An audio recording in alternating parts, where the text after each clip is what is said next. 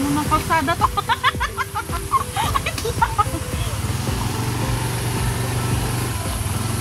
Yan. Kaya te.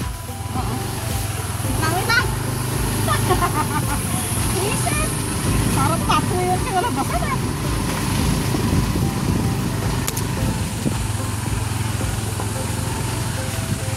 Uy, saan ba kami dadalhin?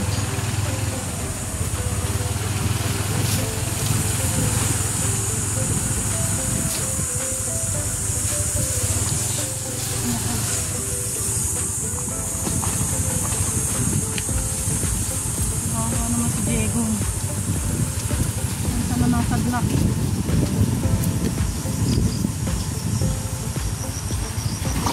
Oh my God. Yay! Yay!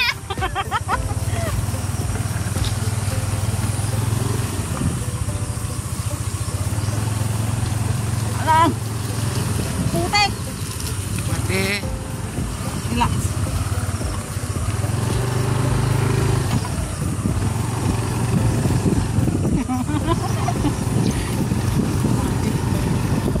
Susubukan ang tibay ng pulso natin dito. Oh, putang ina, pathway. Ayoko nito!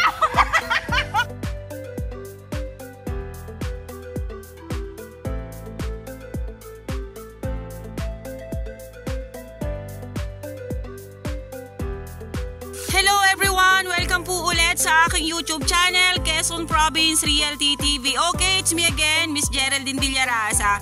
Andito pa rin po ako sa bayan po ng Tagkawayan, Quezon. Meron na naman po akong ilolocate na isang property.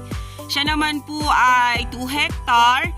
Then mula po doon sa National Highway hanggang dito po sa property is nasa 3 kilometro po siya mahigit. Then mula naman po kanina doon sa Barangay Road na binidyo ko hanggang dito po sa property mga nasa 700 meters. Then yung pinasok po namin kanina na may pathway, siya po ay nakapropose na Barangay Road. Mula naman po doon sa pinasukan namin hanggang dito naman po ay nasa 700 meters. Okay po, yung pong 2 hectare ay 1 million pesos ang presyo ng may-ari. Okay, tara po at ipapakita ko po sa inyo yung 2 hectare na ibibida ko ngayong araw. Guys, nandito na po ako sa bungad ng property. Dito pa lang po sa bungad na to, makakakita na po tayo ng mga hardwood. Ayan, meron na po ditong mga batino. Yan. Ito pong area ay halos kapantayan talaga. Yan. Ito po yung kaparangan niya. Makikita naman po natin, marami siyang batino na mga nakatanim dito. Isa po yan sa matigas na kahoy dito sa amin sa Quezon. Sa lahat po ng mga buyers ko, dito po talaga sa Tagkawayan is mahal po ang gilid talaga mismo ng kalsada. Pero ito pong property ko na to na 2 hectare, ay may nakapropose pa lang po siyang kalsada kaya po ganun siya kamura. Net po si seller dito ng 1M. Ayan, napakaganda po nung area, halos po flat ito. Ito pong nilalakaran natin na to. Hanggang itong natututukan na yan ng aking camera. Ayan, makikita naman po natin may mga pangilan-ngilan pong nyug dito na bagong tanim. Ayan. Then meron na po akong nakita dong isa pa pong antipolo.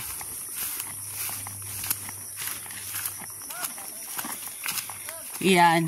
Dito po sa side na to,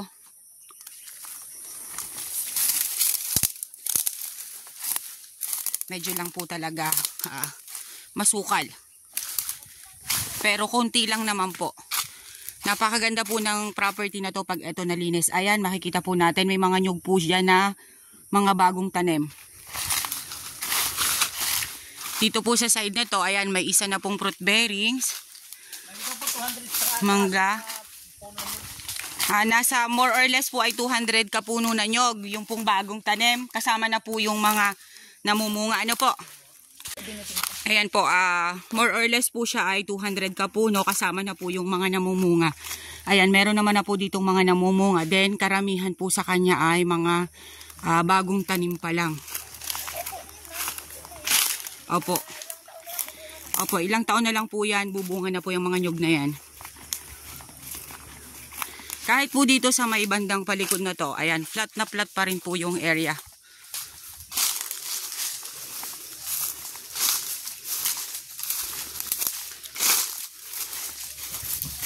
Flat na flat pa rin po dito sa side na to. Mga batino pa rin po ang nandito sa side na to ng property. Flat pa rin po siya, oh.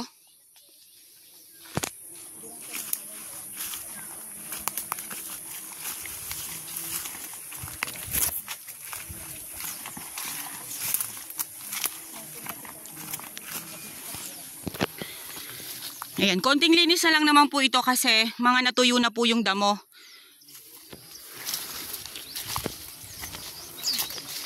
Ayan po, yung po pating mga nyog niya, yung mga puno ay nililinisan po talaga ni seller. Nga lang, syempre po, pambenta na po talaga nila kaya hindi na po nila masyadong nililinis.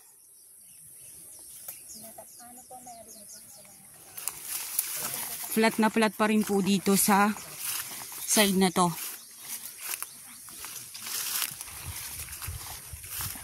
May pagka-overlooking po siya dito sa side na to.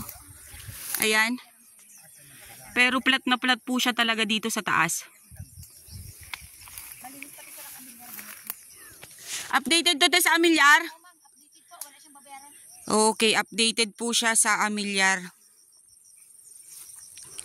Napakamura na po ng property na to sa presyo po ni seller. Kayo na lang po mag-i-improve nito. Pag nabili nyo po ang property na to, kayo na lang po ang magpapa-improve ng area. Marami pong pwedeng itanim dito, marami pong pwedeng ilagay dito na produkto.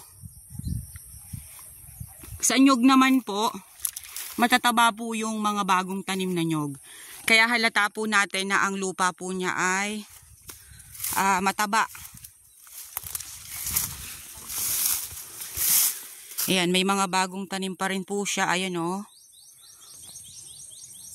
Alam po, kung titingnan po ninyo, ano po, yung kalsada na papasok dito, kung iisipin po ninyo ay masyado pa po siyang hassle. Masyadong mahirap kung iisipin po ninyo. Pero po para sa amin, yung mga ganong daan ay ano na po yun sa amin, pangkaraniwan kasi po kami araw-araw nag-i-area. Pero sa tulad po ninyo na mga baguhan dito na pupunta dito sa area, medyo madidisappoint po kayo sa kalsada. Pero kung ang iisipin naman po ninyo ay mura yung property, kasi once po kasi na ma-develop ang isang kalsada, nagmamahal po talaga ang isang area. Ito po ay hindi pa develop ang kalsada, kaya po ganun kamura ibinibigay ng may-ari. Ayan, dito po sa side na to, medyo po siya nagtalibis ng konti. Konti lang naman po siya, pero hindi po ganun katalibis siya.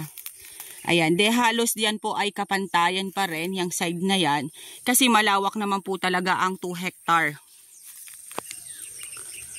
Halos karamihan po ay batino ang nakatanim dito na hardwood.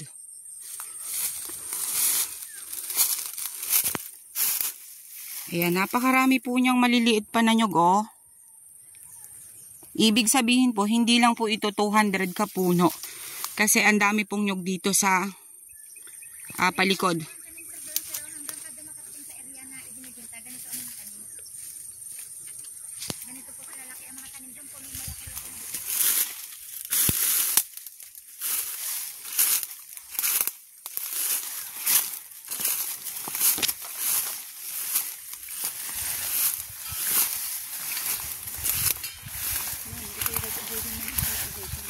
Ibig sabihin po, dito po ilalabas din po ang right of way. Ay, may kalsada din. Dito po pala sa area, ito po, yan pong natututukan na ng aking camera. Yan po ay kalsada pa rin, papunta po dun sa kabilang barangay. Lusot din po ma'am sa barangay road natin. Opo, lusot din po doon sa barangay road na dinaanan din namin kanina. Ito po ay isa po rin ito sa nakapropose. Hey guys, nandito po ako sa pinakang gitna ng property. Ayan, makikita po ninyo ang palibot ng kabundukan dito sa Tagkawayan, Quezon. Andito po kami sa pinakang tuktok. Pero pantayin po lahat ang area. Yung kanina lang po pinakita ko sa inyo sa kabilang side, yun lang po yung medyo po tumalibis ng konti. Pero dito almost flat na po. Ang kagandahan nga po nito kasi meron din pong nakapropose na barangay road dito po sa gitna mismo ng property. Kaya darating po ang araw, yung property ay matutuhog ng kalsada.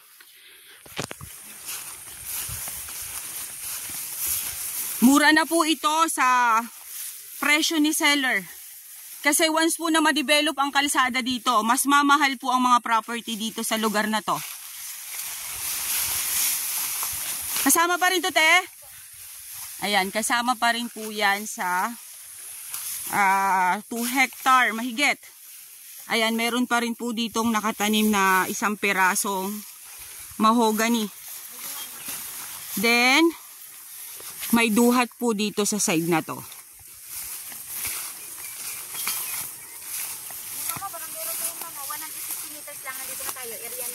Okay po. Mula po dun sa barangay road natin kaninang inikutan, yung kadugtong ng barangay road natin kanina, 150 meters lang po dito na po sa area. Okay. Yung pong kaninang dinaanan namin na barangay road, yun nga po makikita nyo na medyo worse yung dinaanan namin.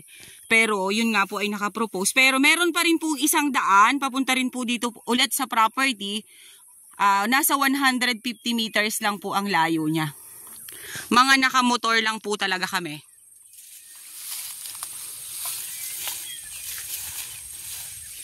Okay guys, sabihin nyo na po ang property namin. Dito po ito sa Tagkawayan, Quezon. Mula po sa National Highway, almost mahigit 3 kilometro ang layo niya. Hanggang dito po sa property. Then mula naman po sa barangay road na sementado hanggang dun po sa nilikuan namin ay nasa 300 meters po ang layo niya. Then, yung pong property ay may nakapropose po na barangay road. 2 hektarya po siya mahigit. 1 million pesos net po si seller. Overlooking po ang property. Okay guys, ako po ulit ang inyong site locator, si Miss Geraldine Villarasa. Muli po akong maglalambing. Paki-like and share po ng aking mga vlog. And pasubscribe na rin po ng aking bagong YouTube channel. Okay po, nandyan po sa inyong mga screen ang aking number ng WhatsApp at Viber. Paki-contact nyo na lang po ako. Ako po mismo ang makakausap nyo about sa mga properties. Once again po, thank you po for watching.